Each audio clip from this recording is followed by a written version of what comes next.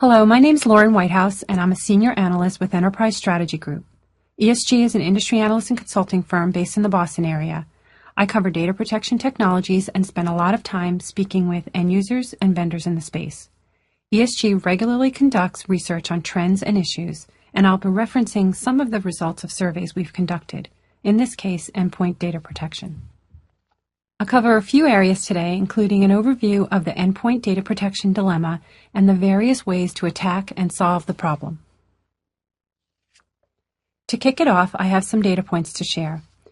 So when it comes to data protection, endpoint devices, which include desktops, laptops, and handhelds, get the short end of the stick. There are many more endpoints than servers, and this chart shows the relationship between the number of production servers, which is across the bottom, and the number of endpoint devices. So if we look at the first set of bars, 63% of organizations with less than 25 servers are managing 100 to 499 endpoints. That's a ratio of 4 to 1 to 10 to 1. 29% of those organizations with 100 to 500 servers, that's the third set of bars, are managing 2,500 to almost 5,000 endpoints. That's a ratio of 2.5 to 1 to 10 to 1. So in these cases, it could be 10x more endpoints than production servers. IT administrators have a big burden when it comes to managing endpoints. The ratio of IT staff to endpoints under management is roughly 144 endpoint devices per administrator. Because endpoints are at the edge, they're often not protected. This chart shows that there's a percentage of endpoints that are covered by formal backup and recovery processes, and the results are a little underwhelming. For example, 49% of organizations back up 100% of PCs and 38% of laptops. At the other end of the spectrum, 11% of respondents stated that less than 25% of desktops are protected or have no data protection at all, and 12% of laptops fall into this same category. That introduces a huge vulnerability for companies. Why? Well, lost data is one good reason. Downtime or productivity loss is another. These are the two driving factors for IT to want to get endpoint data protection in place.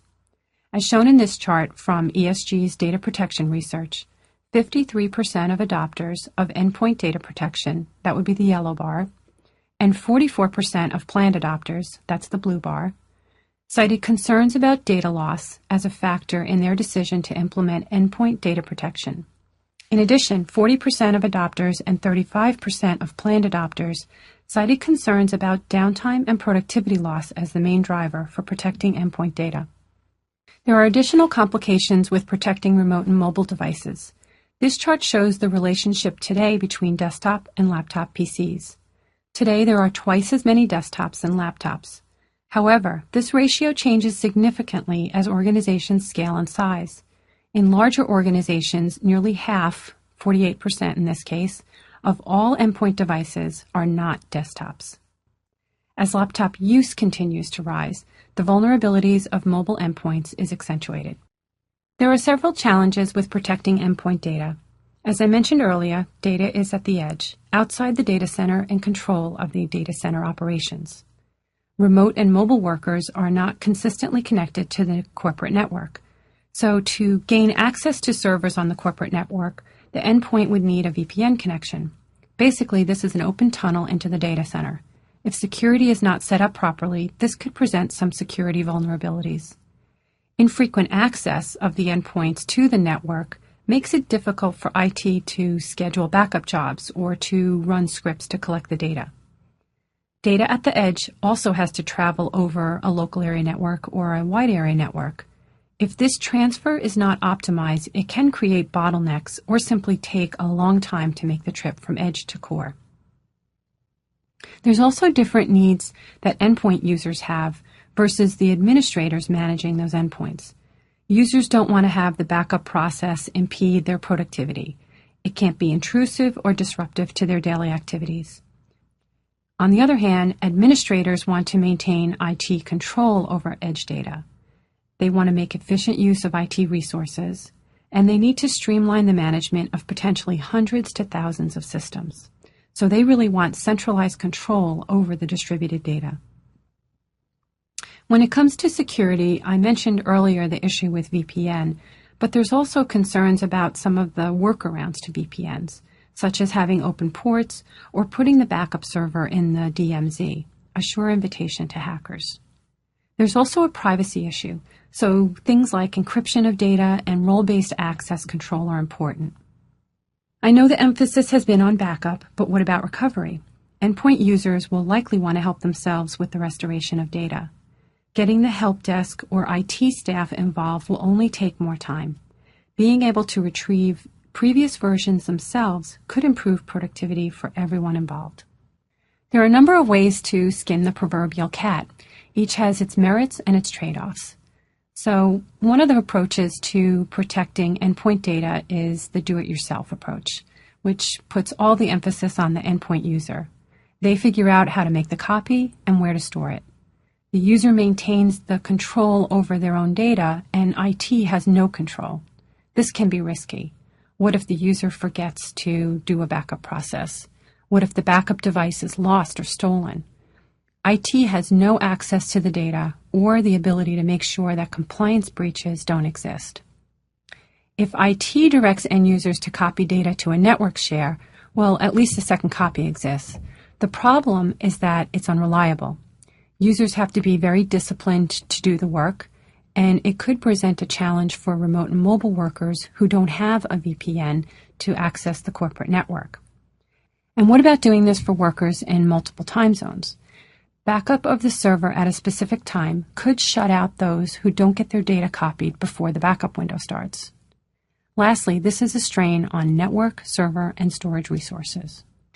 So when we look at using backup design for servers, many server backup products have a desktop-laptop agent that can facilitate the collection of storage of endpoint data. It's typically an automated process, so the users are not actively involved, except to make sure that their endpoint is connected and powered on.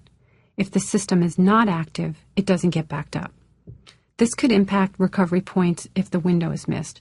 Recovery also involves an IT resource, so no self-service for the end user. Cloud backup is popular with consumers, and there are a lot of consumer-grade solutions available.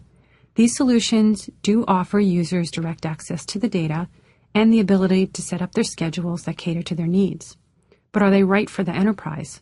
An IT administrator will want to centrally manage policies and have access to the data, including integrating with an Active Directory component for user verification. Desktop virtualization is another approach that can help with endpoint data protection. Why? Well, the data is centralized in the data center. This provides IT better control over it and the backup processes, but it may not be suitable for all classes of workers. It's also a big initiative and one that IT wouldn't implement just for data protection improvements. Finally, there's another approach that involves local backup of endpoint data with synchronization to a central data store, and also one that offers centralized administration. This approach is good because the user maintains several versions on the endpoint itself. When the endpoint is connected to the corporate network, the backup copies are synchronized to the central store. IT maintains some control and the user maintains some control.